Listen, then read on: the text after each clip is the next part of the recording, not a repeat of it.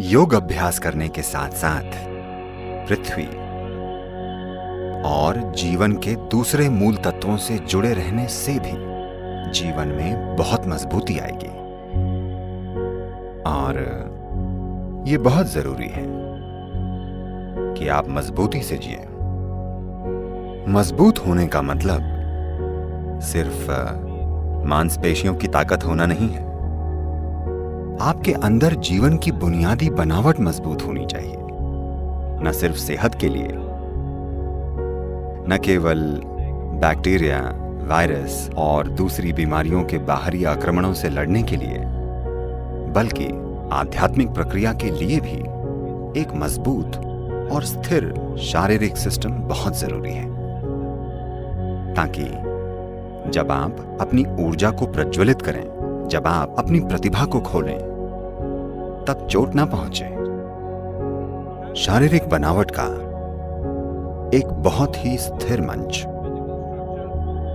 शारीरिक बनावट से मेरा मतलब शरीर और ऊर्जा सिस्टम दोनों से है। अगर आपका आधार मजबूत हो तो ये ऊंचाई पाना संभव हो जाता है। अगर आपके नीचे की जमीन स्थिर होगी तभी आप ऊंचा उठना चाहेंगे।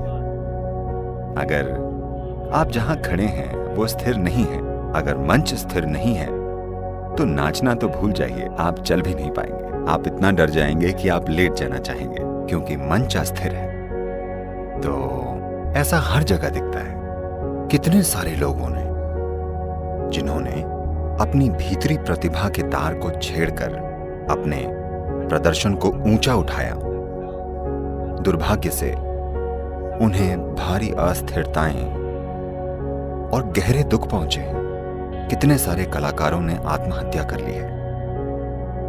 कितने सारे मानसिक विकलांगताओं से पीड़ित हैं। इसकी बुनियादी वजह बस यही है कि उन्होंने अपनी प्रतिभा के तार को छुआ और प्रतिभा के सैलाब ने उन्हें भारी नुकसान पहुंचाया, सिर्फ इसलिए क्योंकि उन्होंने एक मजबूत और स्थिर आधार नहीं बनाया था। मजबूती और स्थिरता के साथ जीवन जीना बहुत जरूरी है। इसके लिए बेशक अभ्यास जरूर हैं, पर उनके अलावा प्रकृति के पांचों तत्वों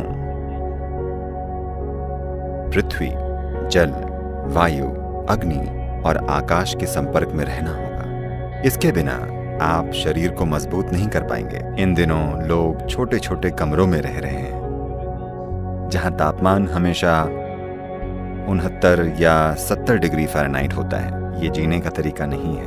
ये बहुत जरूरी है कि आप दुनिया के तरीकों से जुड़ें। दुनिया के तरीकों से मेरा मतलब ये नहीं है कि मुंबई, न्यूयॉर्क या लॉस एंजल्स में क्या हो रहा है, वे तरीके अलग हैं। दुनिया के तरीके कुछ इस तरह हैं। दुनिया में हवा है, ठंड है, पानी है,